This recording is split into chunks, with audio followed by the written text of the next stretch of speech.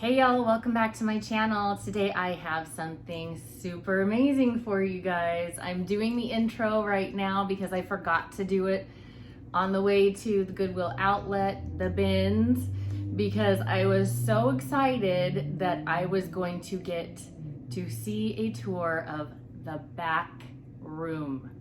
Behind the double doors, as you guys may have seen in my thumbnail.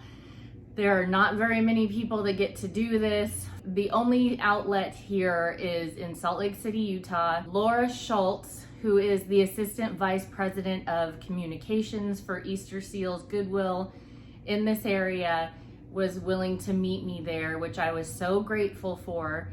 And then I was able to get a tour with Anna Montes, who is the Recycling and Logistics Manager of that specific location. They do serve the Utah, Montana, and Idaho, I believe. I can't quite remember. I will put it down here below because I can't remember right now. That I was just blown away by all the different things that Goodwill does, all the recycling they do, the charities that they support. It's just, I'm blown away. So if there's any questions that you guys have, feel free to leave me a comment down below. Laura did give me her work phone number for her cell phone, and she said to feel free to reach out to her if you guys have any more questions about what goes on, if there was something that I missed.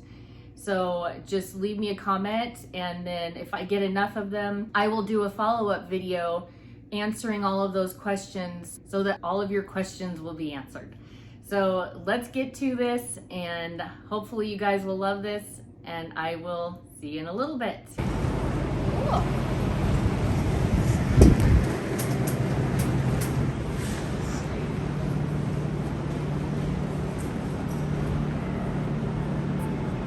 Okay, so I know one of the things you were super curious about is what happens when people donate. Basically, the process is if you come to drop off a donation at any of our Goodwill sites, including this one, we put it into what we call 4x4s. From there, the store will either keep it for themselves, or if they have too much of that product, they'll send it down to us, and literally what we are is a storage for them. So then when they need it, they give me a call, and then I send the product back to them with whatever they need. Saying that the store does keep it, they have employees that sort through it and kind of pick out the stuff that's pretty much worth going to the sales floor, or the stuff that has like stains and holes and that doesn't meet the standard will come down to us. Crazy enough, that's actually the stuff that the buyers look for, because to us it may look old and nasty and you kind of don't want it, but the buyers, that's what they want. They want that older band t-shirt that has the hole or that might have the stain and stuff like that. So basically, once it comes down to us, we put it into these blue bins right here. The reason that they're covered is so that it is less chaotic for the shoppers as well. So they're not fighting over stuff. Yeah, essentially. Yeah, so because that's a recent thing that you guys started doing. Yeah, pretty much. It's just to avoid any incidents with the customers and our employees, just to keep everybody as safe as possible. We do take safety very seriously here. We do let customers know, like this is not tolerated, it's not behavior that we accept, because we do want everybody to have an enjoyable experience when they come down to the outlet. But basically the biggest question is what happens after it's gone through the store, it's gone through the outlet. That's part of my job. My name's Anna, I'm the Recycling and Logistics Manager here, and so basically my job is to sell the stuff that the buyers didn't want. So I'm going to take you guys on a tour on the back, so that you guys can kind of see what happens when the product comes back with us.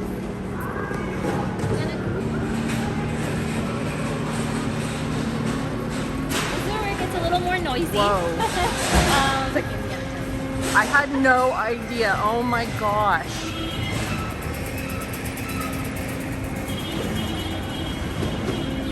Okay, so as far as our, we have basically two big categories, which is hard lines and textile. Textile is literally clothing, linens, anything like that. Hard lines is anything that's not textile, pretty much, that's not clothes. So shoes, toys, purses and belts, kitchen items. Once that stuff comes back from the outlet, we take it over to the section we call the gondola. And basically what our employees are doing right now is they're going through the bin and they're separating it into each category. One of the greatest things about Goodwill is we try to recycle as much as possible. So we have every category you can think of. We have purses and belts, again, textile, single shoes, paired shoes, stuffed animals, hard toys, books, DVDs, CDs, anything you can think of. Even the wires off of our electronics, we actually cut them off and sell that as well to recycling because of the copper that's inside. And then we actually have a local person, they work with Smash It. It's like you go to the place, you kind of buy the item by the pound, and then you literally grab a bat and smash the item. It's like a huge de-stressor, but that local person came to us and they don't need the item to work anyway, so that's another place we recycle to. We give them the broken items, they use it, and then they also have their own way of recycling through that plastic and all that stuff that we give to them. So we have glass, we have plastic, all that fun stuff. I can take you through, so if you wanted to get some shots of kind of what's like inside.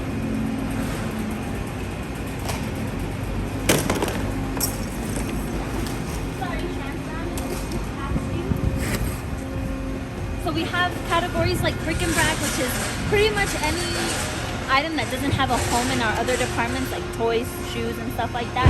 So this is where like the pots and pans come, the cups, the kitchen utensils, and all that stuff comes here. We have stuffed animals, which we have a person that actually buys them and sends them out to the country.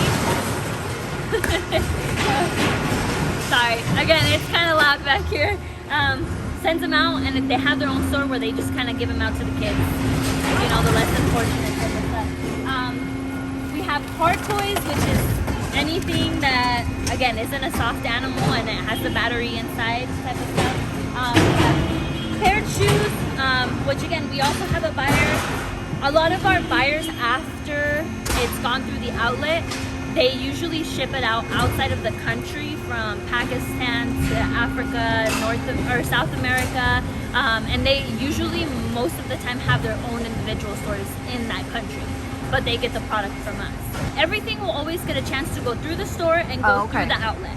Yeah, so this is stuff that's already been gone through by several customers. So this is kind of like the last of the last, but and then even then some people think like, well, there can't be anything good in there, but we actually get a lot of stuff.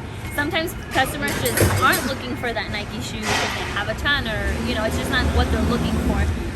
But sometimes we've had shoes that are brand new with tags still in these boxes, which is why our buyers that still buy from us even after it's been through the store and the outlet, because it's still good quality. We always try to check, you know, make sure that there's no holes. We also don't want to send them something that's not even going to be useful for them. The plus side to that is if one shoe has a hole and the other one doesn't, we have a category that's called single shoes, and we actually have a buyer that buys them and makes like insulation for houses out of them, so they'll like shred them. We also had another person that has a store in, I want to say, Africa, and what they'll do is they'll basically try to pair the shoe as closely to a different shoe as possible. To that person, we always try to separate our high heels, because most of the places don't really need high heels, especially like in Africa. You know, it's not it's paved. The streets are paved like ours and stuff like that. So they don't like that, because essentially it kind of just sinks into the floor or the ground. But it's crazy, you know. People don't. Sometimes they're like, oh, it's just gonna go and it's gonna get tossed. But there's so many things that people do with them. We did have another person at one point that would buy them and then give them out to like veterans or people that only had the one leg or the other. So then, you know, the shoe is still good, but essentially if they don't need the other shoe, then they could just pick out the one. Awesome. Here's the cables I was talking about. We cut the cables off of product. Again, so we try to recycle it. We also do metal recycling. Like I said, we try to do as much recycling as possible. We try to throw away as minimal as possible to try to keep it away from the landfill. But that's pretty much what happens with like a hardline area. So I'm gonna take you over to our textiles so you can kind of see what happens there, because that's one of the other ones that people are like, well, where does all this clothes go, you know? Yeah. I think one of the biggest things with opening the outlet is now you guys get to see the stuff that you guys really want to see, because most of the stuff that I've seen people buy, like resellers, that vintage shirt probably wouldn't have made it out on our sales floor. It would have just gotten taken to the recycling part, so you guys wouldn't even gotten a chance to see like that side of the stuff that we get donated. But once the bins go through the outlet, they come back here to our tipper. The bin goes into the machine, and then it basically will get lifted up and put into the conveyor belt. Once it goes into the conveyor belt, we have a person on the other side of this machine that kind of levels it out, and then once it's compressed, it actually comes out into a bale, which is what we call those big, huge, compressed piles of clothing. They may look a little small, but they actually weigh an average about 1,160 pounds, sometimes even heavier. But that is what people are looking for. That's probably one of our biggest things that we sell after the outlet. People are looking for it, people want it. Same thing, they'll buy it, take it to another country, and basically the same process all over again. They either have a store, they give it out to different charities. We have somebody that just shreds it and uses it for like to make cleaning cloths and stuff like that. So it's different for everybody. Everybody kind of does its own thing with it. Some people we've had people just buy one or two of them just to have for themselves. They'll just send it to South America, and they'll just kind of give it out to family, or again, most of the time though, they have a store of their own somewhere else, and this is where we supply them with sorry, I saw it's loud.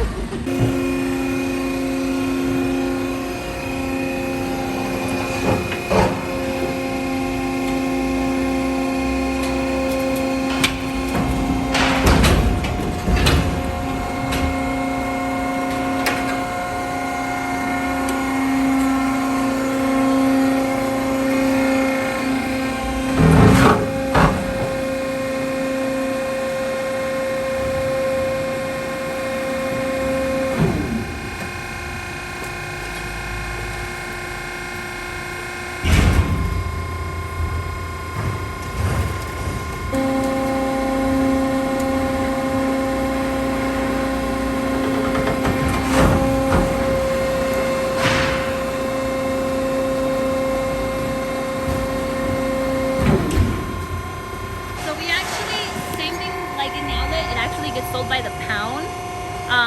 The market varies a lot for everybody, but on average, at least right now, how the market is with everything kind of opening back up, people are paying about 27 cents a pound, which to some people it's like, oh, it's not a lot, but on average, if you're paying about 27 cents a pound, with the way of our containers, they're paying like 11,000 for a container, and we're moving 3 to 4 containers a week.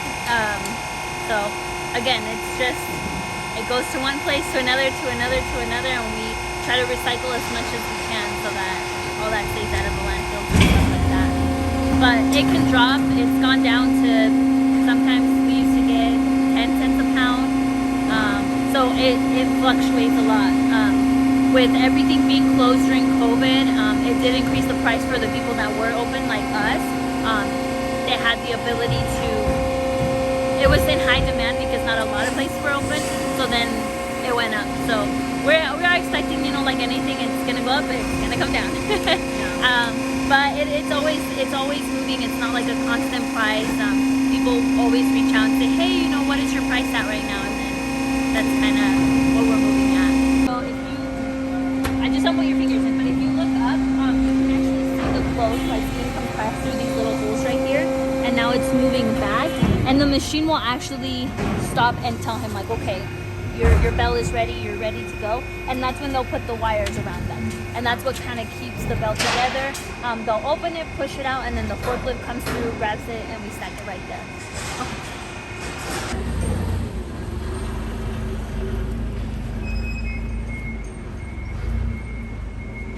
But this is what it looks like up close. As you can see, everything is pretty compressed.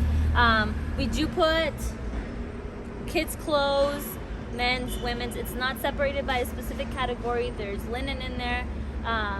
But on average, we do about probably like 3 containers. They're like 53-foot containers a week. And Wow. each container with just the clothing weighs about 45,000 pounds. So we're moving literally millions of pounds constantly. That's crazy. Yeah, And so the same for like Same the thing stuffed for animals? Soft animals or stuffed animals. They are a little bit harder to compress, you know, because they're not as put together as the clothing is. We do pull like the animals that have like the batteries inside for that reason, and then we also don't put the beaded ones in there because when you compress the beads will explode and then it just makes a giant mess everywhere. But that's pretty much it for the recycling part. I know, like she said, we're kind of going a little backwards, so let me take you to the docks and then we'll walk back that way to show you the pre-outlet process. And then if you have any other questions, then we can walk around and I can answer anything else for you that you might want to know. Yeah, so this is where our drivers come in. On this side over here, let me actually turn the light on so you can kind of see. And to give you an idea, so our Goodwill serves all of Montana, southern Idaho, and all of Utah. So items coming in to the outlet come from all that area. Regionally, this is the outlet for our organization. So this is the only outlet for all of those areas? Right, for our affiliate, which is all of Montana, southern Idaho, and Utah. This is the only outlet for our region. So we bring the materials from all across the region here, and then we start the next process, which is sorting it, getting out to the store or to the outlet floor, and letting folks buy it by the pound, and then the recycling process that Anna described.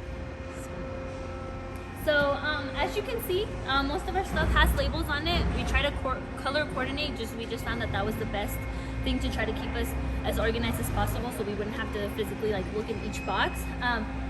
Basically, what happens is, like she said, we service all the stores. We have local stores. We have some in Idaho. We have some in Montana. This is where the magic happens. This is where the product comes in. This is where the product goes out. Whether it's people donating, whether it's us selling the recycled stuff already, this is where basically it all begins. Once the product comes in, anything with a green tag means that it hasn't been sorted through. Basically, you donated it, we put it in its designated category box, and then like I had mentioned before, if the store has enough of it, they'll just send it to us, and this is where we keep it in like storage for them, basically.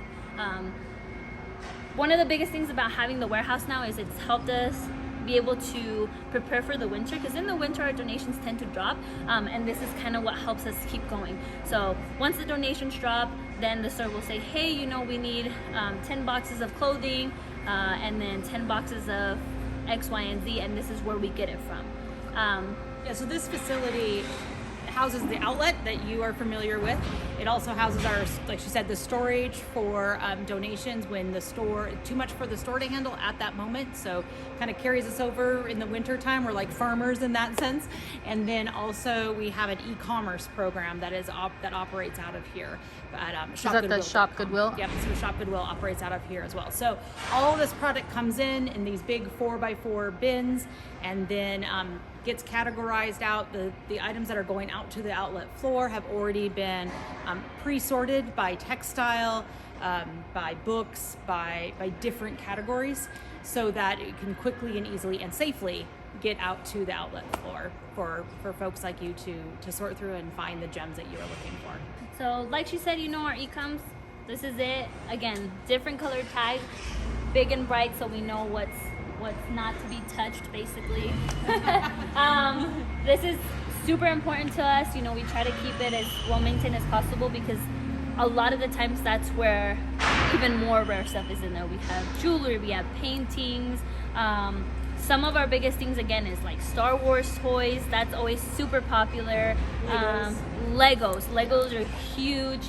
And crazy enough, again, PlayStations, the PlayStation games, even though they're older, there are people out there who are looking for it, because sometimes it's not that they want the system itself, they want the parts that come with the system. Yeah. So then they can fix their system that they have. But again, basically acts like storage. We keep it back here for whenever they're ready to take it. And yeah, that's pretty much it. So saying that they sent back, once a store is ready, let's say your donation has been through the retail side of it, and it didn't sell. Your shirt that you donated didn't sell. The store is gonna pull it off the sales floor and put it into a 4x4. Those 4x4s are marked in our bright yellow ones that say outlet. It's basically telling the employees, like, this is where the stuff that didn't sell is gonna go to the outlet now, and now it's gonna get a chance at the outlet. So we get about 120,000 pounds a week that we are processing through. So it's a lot of really amazing goods that people can find. Yeah, that's coming through. So now we're gonna walk to the other end again, and then I'm gonna show you once it comes through our dock doors. Once my drivers have unloaded it, I'm gonna show you where they put it. So then now our warehouse employees can dump it into the bin so that it can go out to the outlet floor. So what they're gonna do, this is where the drivers will put the stuff that's coming from the store. It's basically just get set up so that they can dump it into the bin. So what you're gonna see right now is they've already loaded the machine with the 2 4x4s of the same category. And basically what the machine does is it will lift the 4x4s, and on the other side of the machine, we have the bin.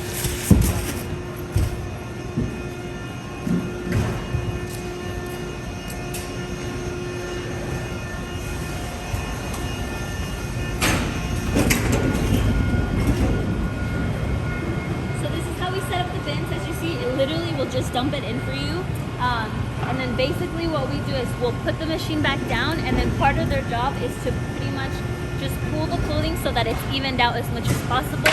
We'll put the blanket over it, we'll set it on the other side, and then it's going to be ready to go for you guys to go and look through.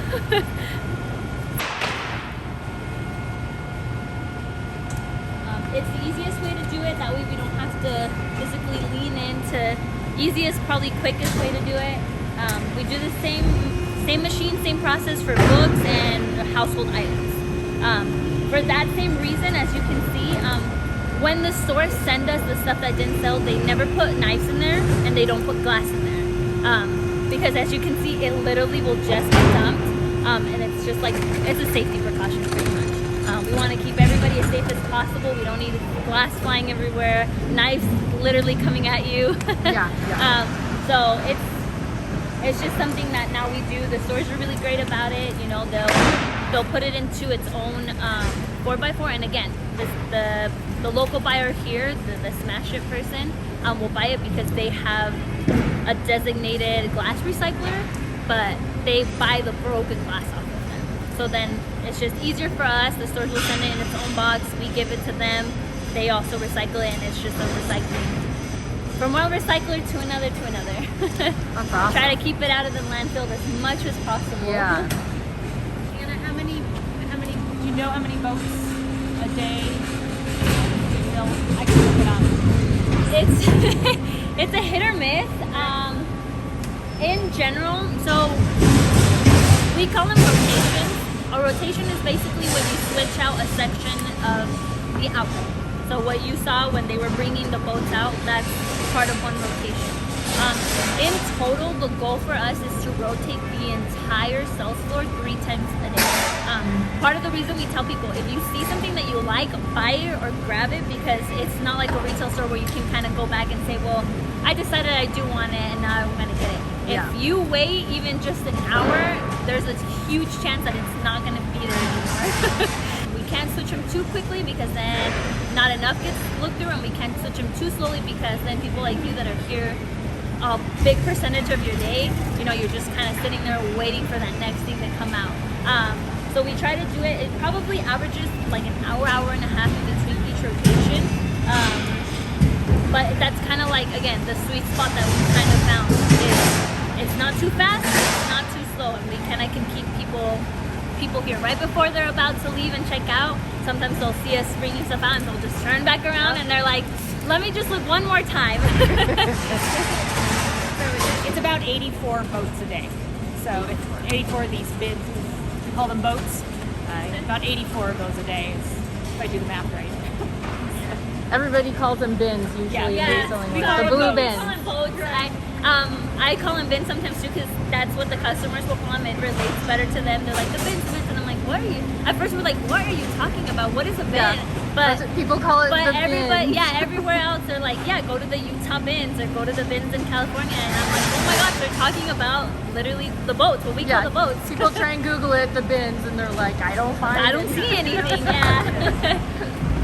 Internal lingo there. But we try. I think we're kind of both. Everyone's kind of in between that boat bin, because again, the customers have showed us their lingo and it connects with them. So then now we can be like, yeah, we're gonna bring on more bins in like the next hour or so. So it's a big like marketplace that a lot of people don't know about. It's very big. I shouldn't say marketplace. It's a big community of people that like a lot of people don't know about. The customers are great. They've shown us like before we would get. So in our stores, when you donate, let's say you donate a shirt, and they're sorting through that thing, before they would just kind of see it and say, okay, like this is recyclable. So it wouldn't even get brought to the outlet. It would just be brought directly to my tipper, and then it would recycle. But we actually learned from our customers, like, no, that's the stuff that we want. That's where that retro shirt is. Even if it has a hole, I want it. Like, I want to be able to see it. I want to be able to touch it. You know, we can decide for ourselves, like, if that's something that you want. But, like, bring us that stuff that doesn't meet your standards that might be considered pretty much garbage to anybody else. But they taught us that, you know, they told us, like, no, give it a chance. We'll show you, like, even though it has a hole and you might think, like, oh, our customers are going to think that we're just bringing garbage out. No, that's what we want. We want the things with the holes because we know it's old, because we know it's vintage and retro, and it's coming back. It's very popular. Yes, definitely.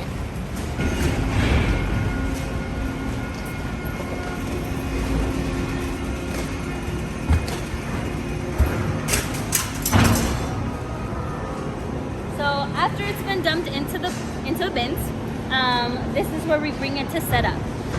Our supervisors, we have our own system of kind of knowing what's going to come next. So if we've already rotated the first half of the store, we know what's going to be on the next half of the store, and that's basically what they're prepping for. That's what they're lining up for. If they're just missing textile, that's what they're going to start dumping. We're going to cover it and prep it right here.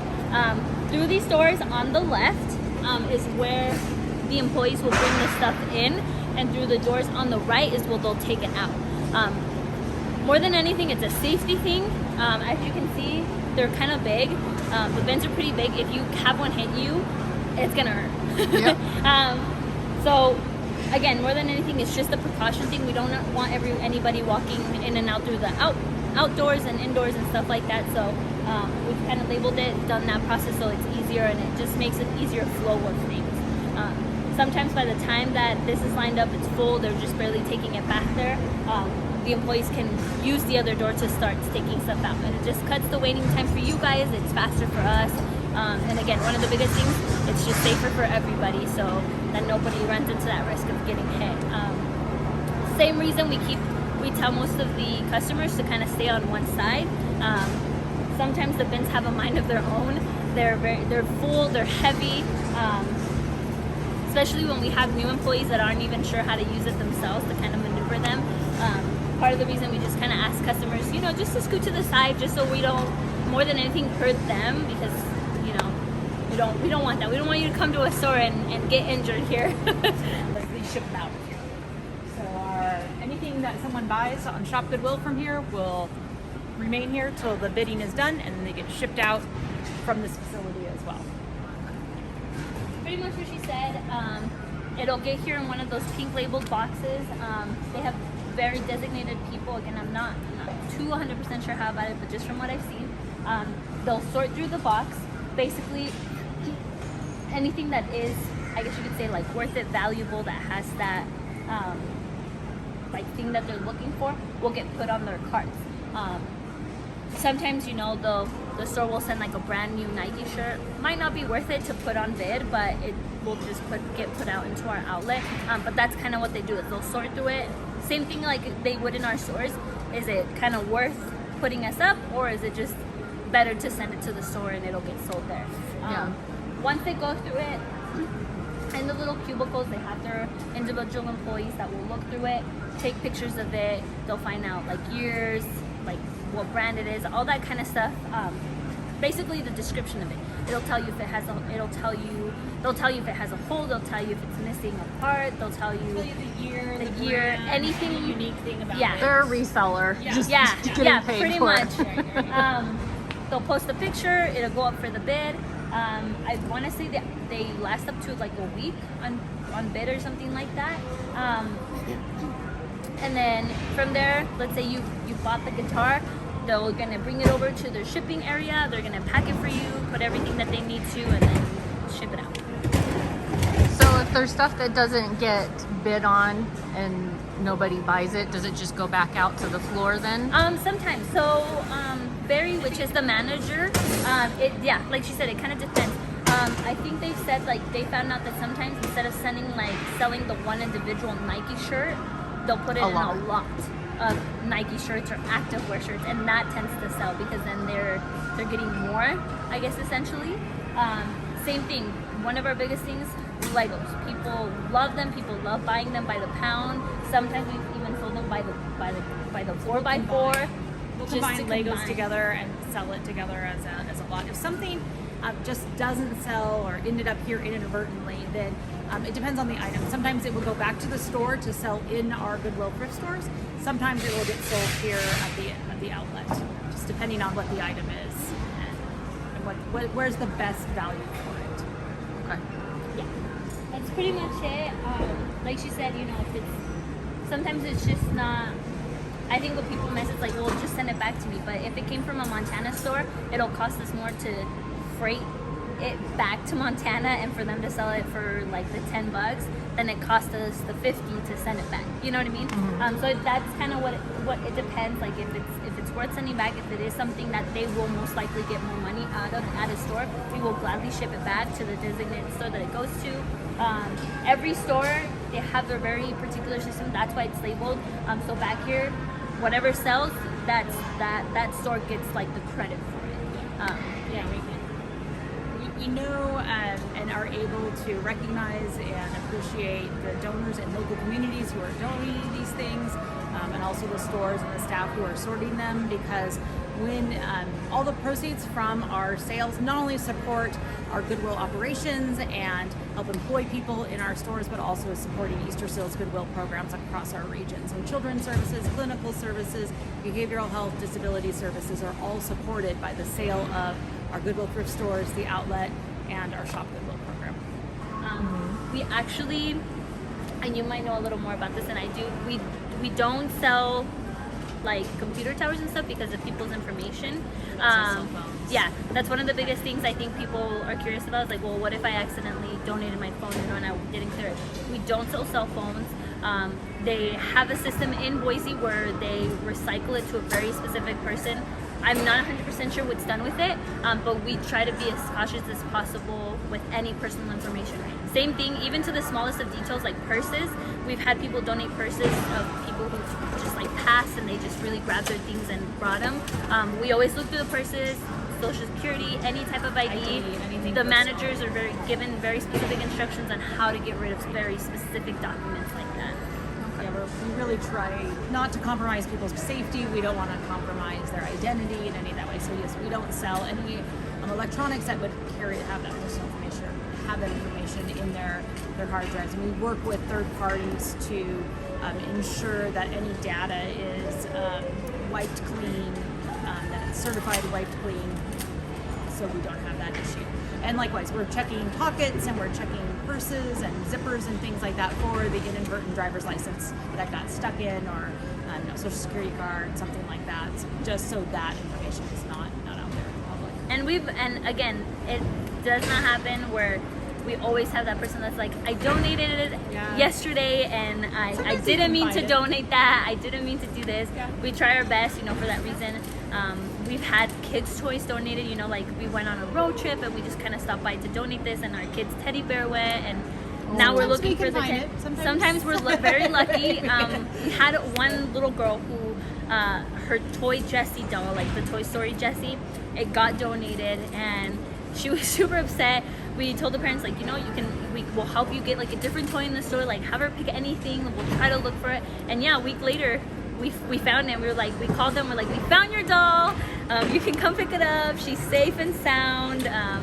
So you know, and we always just try to work with the customer as best as possible, especially if things got donated by accident, or again, if you donate a cell phone, we always try to take that precaution of making sure there's no information that will ever harm you in the future that will be put out there and stuff like that.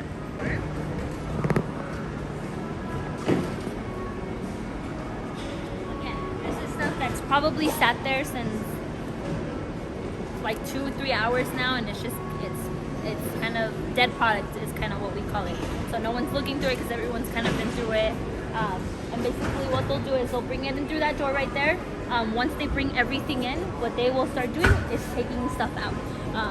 This is the new stuff. This is the stuff that people are going to be standing in that line for, just waiting for us to give the thumbs up so that they can kind of go at it. If you want, we'll follow behind one of them just for safety reasons. And then that way you can kind of get that shot of the boat or the bin going out. We're gonna follow behind you, okay?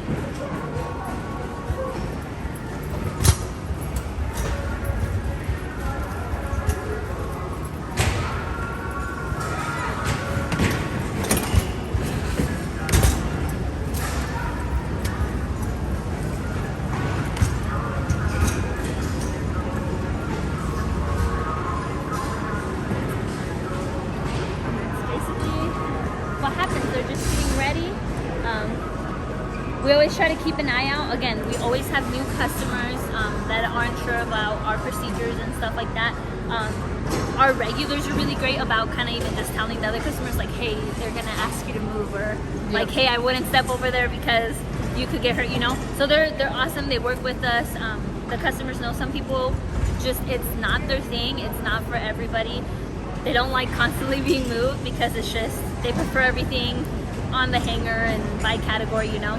We do get people that's like, hey, where's your children's swimsuits? And I'm like, well, you can look into that section over there. And then there's just people that, again, have come from out of state, that have done this for a while, and they're like, oh my gosh, I'm so glad you have bins here now. Like, you know, like you're familiar with it, you know how it works, you know, it's constant movement. It's very competitive because of what you guys are trying to find. But yeah, we always try to take the most precaution as possible to make sure that all customers feel safe, and that any new customers, if they have any questions, you know, be like, oh, you know, it's not that we don't want you to buy, because we'll get customers that come in and they'll look through the bin, and it's like 2 seconds later we're like, hey, you know, we're gonna have to move in. They're like, well, I just got here, like, you know. And then most people, as long as you explain to them, you know, like, this is what's happening, this bin is old, and we'll tell them, like, literally give us 10 minutes and we will bring you a new one out. They're like, oh, okay, well, new stuff, oh, okay. You know, there's nothing wrong with that. But as long as you kind of explain it to them, they're very happy to move out of your way. We just kind of tell them, again, it's nothing personal, it's really just for your safety.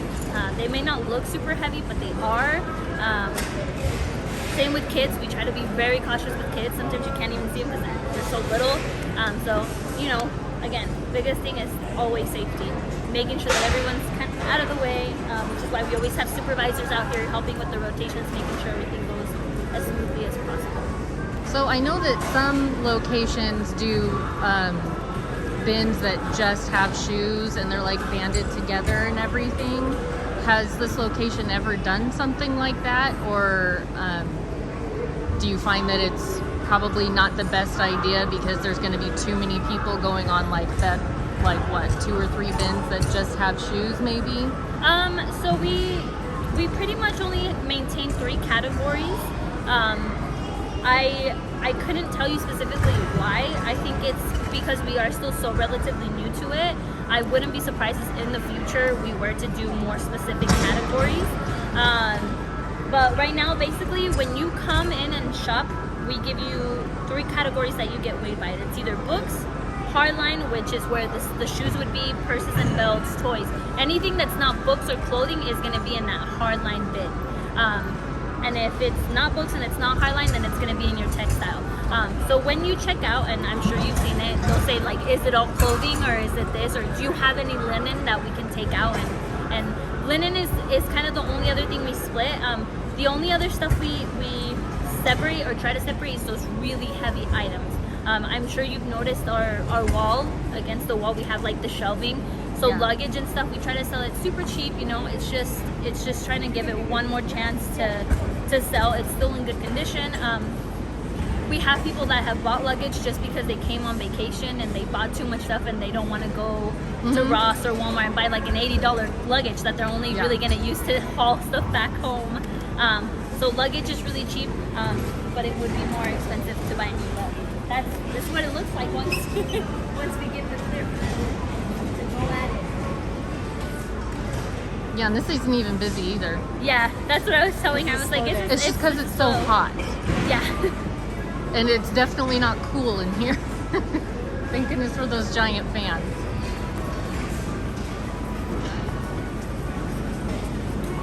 Glad you were able to come and watch this video. If you like it, please give me a thumbs up. Subscribe to my channel if you haven't already. Thank you so much to all of my new subscribers. One of my newest ones, who is one of my co-workers, Drew, at the bins. I see him pretty much every time I go there. He is a big regular and super friendly. So thank you, Drew, for subscribing. And I will see you guys soon. Bye. So if you guys like this video, go ahead and hit the thumbs up for me and subscribe to my channel. Make sure you hit that bell notification so YouTube will notify you when I get new videos coming up, because I'm definitely going to be doing more stuff like this in the near future, things that are more adventurous, not just hauls and stuff like that. And feel free to share this video to anybody that you guys think may have curiosity about the back room of Goodwill and want to be educated as far as what they're actually doing, who they help, and all of that kind of stuff. So I will talk to you guys in my next video. Love y'all. Bye.